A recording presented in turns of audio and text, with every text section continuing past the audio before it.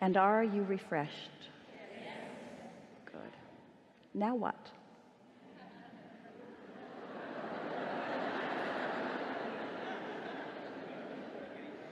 Supposed to be fewer and fewer and fewer and fewer and fewer. It doesn't work that way, does it? Hello again, Abraham. Yeah. This is my third time in the seat, so good to speak to you again. Just rubbing it in, aren't you?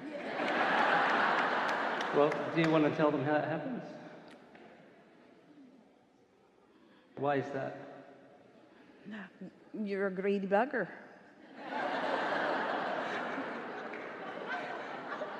Okay. When you have a desire that is not compromised by doubt, then the desire is clear. So you light up like a candle. It makes you really easy to see. You're right. Yeah. That's exactly right. Well, I want to clarify something from when we first spoke. I had followed Esther and Jerry's and I guess your advice on how to receive Source. And I received a message that was just Lincoln over and over, the word Lincoln. And I asked you about it. And you said, well, I said, why is that? You said, because the next logical step is Abraham, which makes us Abraham Lincoln.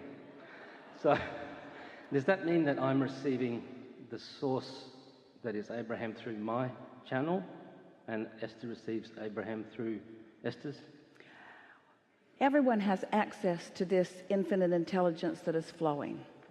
There are not two who will receive exactly the same, because your questions aren't the same, your desires aren't the same, the relationship between where you are and where you want to be isn't the same. But everyone has access to this infinite intelligence, which is contoured precisely, with precision that we cannot even explain adequately with words, to the desires that you are individually holding. Yeah. Excellent. Yeah. Okay, thank you. I wanted to just get a bit better at it. I was receiving like Morse code, and that drove me batty because I was terrible at Morse code. So I started sitting for answers like Neil Donald Walsh did, asking a question and writing down what came to me. And that worked well. It wasn't quick enough. And I'm now learning to channel, haven't really done a lot of it, but I would like to channel vocally.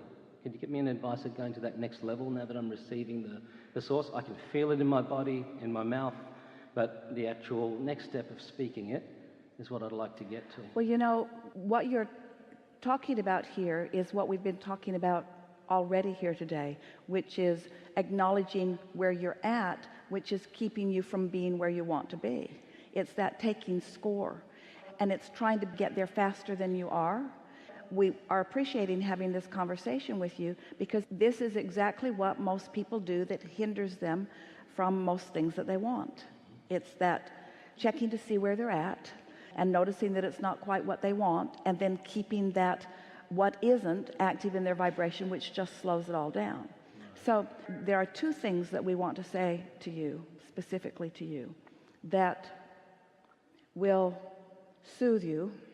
Soothing is always what is required to get to anything that you're wanting.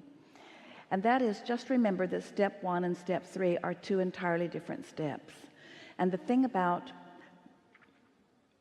beginning a conscious conversation with Source is that you can't talk and listen at the same time.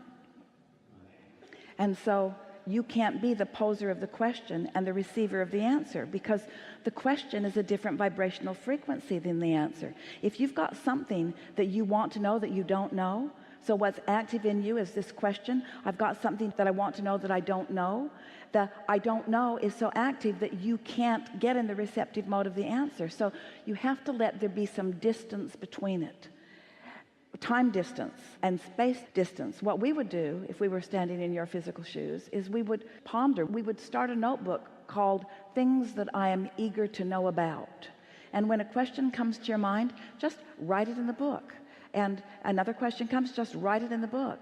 And then watch how clever the universe is at delivering this information to you. And notice what the receptive mode feels like, because you'll be not even thinking about that.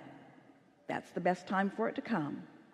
And in the absence of any contradictory energy, something will just waft across your mind. And as you enjoy, as you take pleasure in that idea that is formulating in your mind, that, as our friend says, just appeared, as you take pleasure in it, and then you consciously acknowledge, I'm in the receptive mode, then just sit and hear, or sit and listen, sit and write, so that you're taking pleasure from that experience, not trying to control it, not trying to guide it, not trying to make it something that it isn't already, being happy with what it is. Do you know, we want so much for you to hear this from us. The communication, and our mechanic friend, we want you to hear this too. The communication that is coming forth from source to you is coming predominantly in the form of vibration, which you are going to translate emotionally.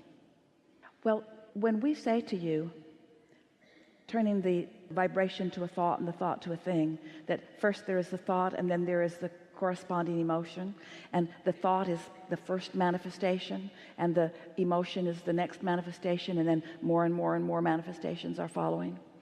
So feel how the emotion of source within you is a more pronounced, more evolved, more mature, further along manifestation than even the thought. And yet humans don't want to feel emotional communication with source. They want words. They want words that they can study and think about and compare and publish and speak to others. But just for a little while, if you could take pleasure in your reception, your emotional translation of the vibration of source, in that vibration of love and appreciation, so much more will follow after that.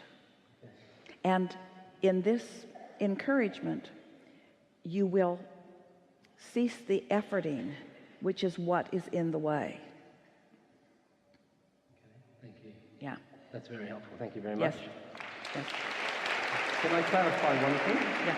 The difference, if there is one, between energy like Abraham and or Lincoln in my case and my inner being, is it the same thing or is it a different thing, if that makes sense? It does make sense.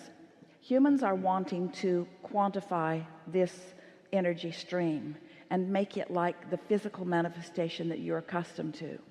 If you will accept that it is a stream of consciousness and not try so hard to individualize it, there is a blending of intelligence, there's a blending of knowledge, there's a blending of source, and it is being received by you through your path of least resistance. You are the translator of it, and so you are the one who is differentiating it. You are the one who is pigeonholing it and cataloging it. You are the one who is doing that.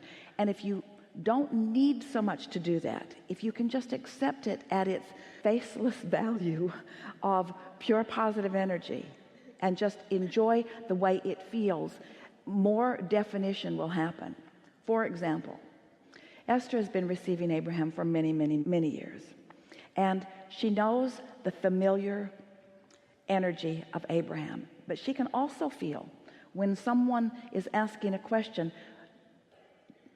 and is reaching beyond the normal scope of Abraham into something, and she can feel that new energy come into the equation. She can feel it. And it is intoxicating when that happens.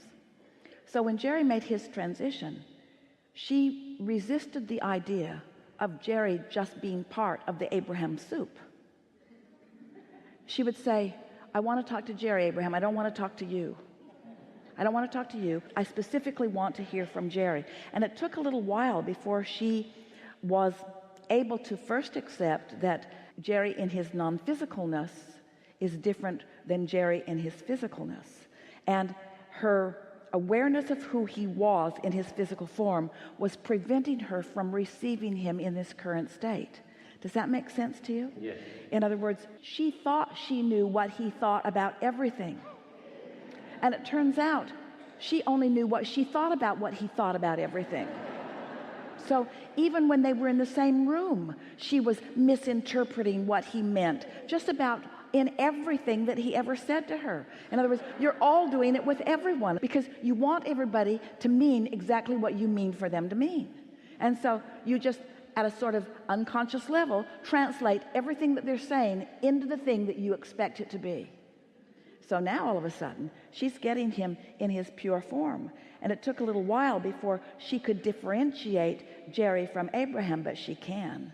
You can. The differences are notable, but we want to say, what difference does it make? If you are accepting that this is pure positive energy and that it is infinite intelligence, then maybe you begin to understand. We've said this already 2 or 3 times, and we're going to say it again emphatically.